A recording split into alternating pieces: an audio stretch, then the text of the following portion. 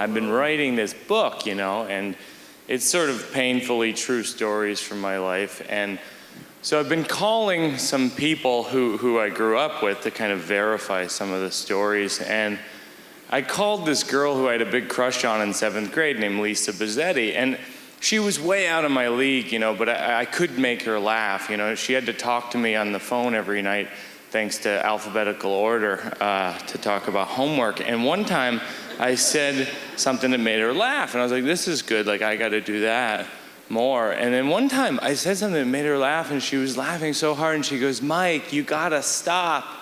I'm gonna pee myself. And I was like, wow. That was the closest I had ever come to a vagina. So I spent the next 15 years trying to get Lisa Bizzetti to pee. And that's how I ended up here on stage. And that's how we all ended up here, in a sense. 7th grade was a really hard year because it was that year where people started making out with each other, and I was just bewildered by this. I remember just being like, people we know are making out with other people we know? But how? It just seemed like this alien ritual where these two aliens kind of attach orifices all of a sudden. I was just like, I am not doing that. And collectively, all the girls in my class were like, that is fine. You're not on the list. But then, it started to kind of split the class up into two distinct groups, kind of the Makeout Club and the non-Makeout Club. I mean, these were informal organizations. Of course, that would be very sad. I call this meeting of the non-Makeout Club to order. First order of business, Nintendo. Second order of business, cures for acne. Third order of business, why doesn't anyone like us?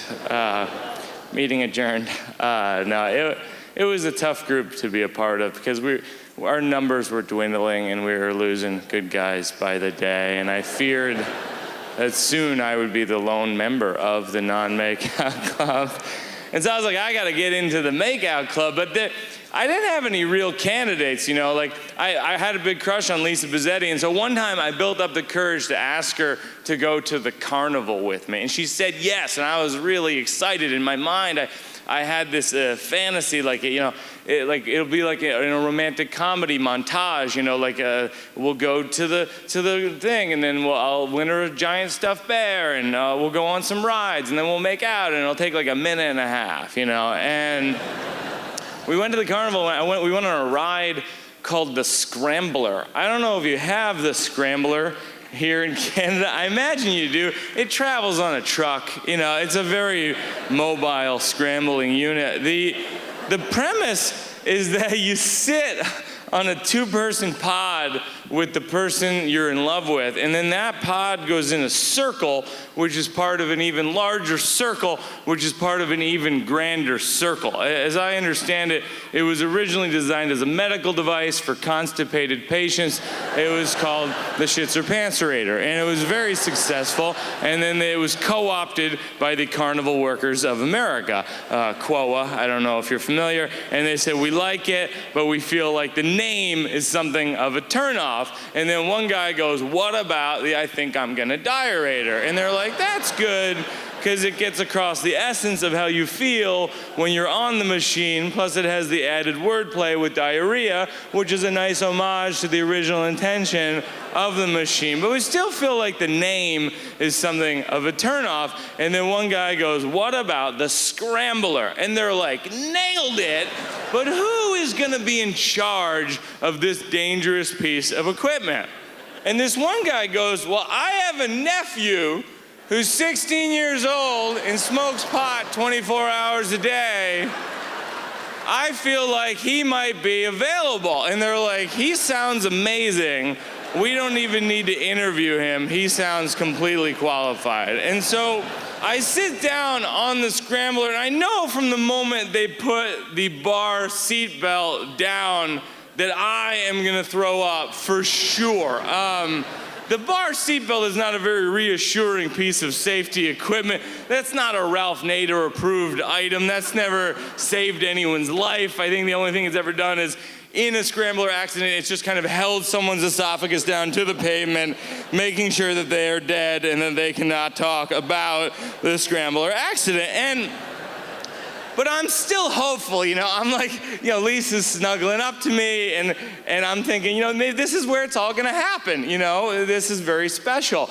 But I think that when you're 12 years old, you just don't understand certain things about the digestive system. Like, you don't know that you shouldn't eat popcorn and peanuts and funnel cake and cotton candy and then go on a machine that scrambles your body.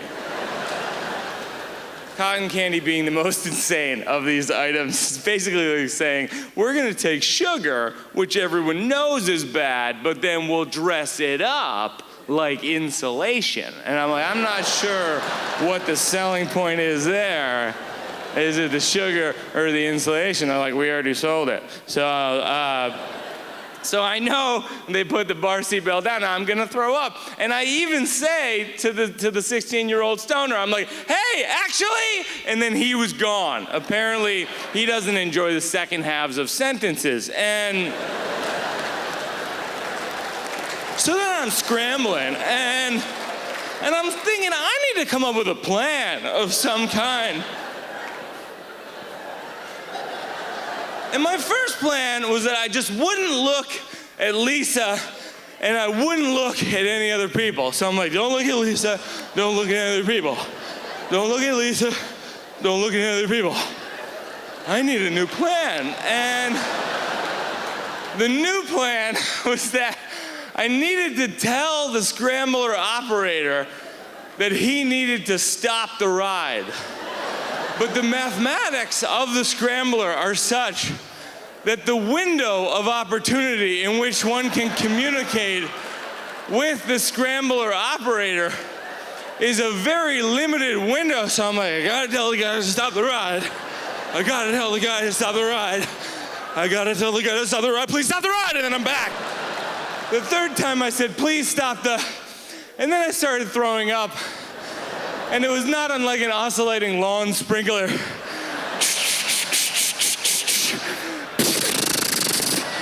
Just popcorn and peanuts and insulation, really insulating the pavement with my homemade carnival salsa.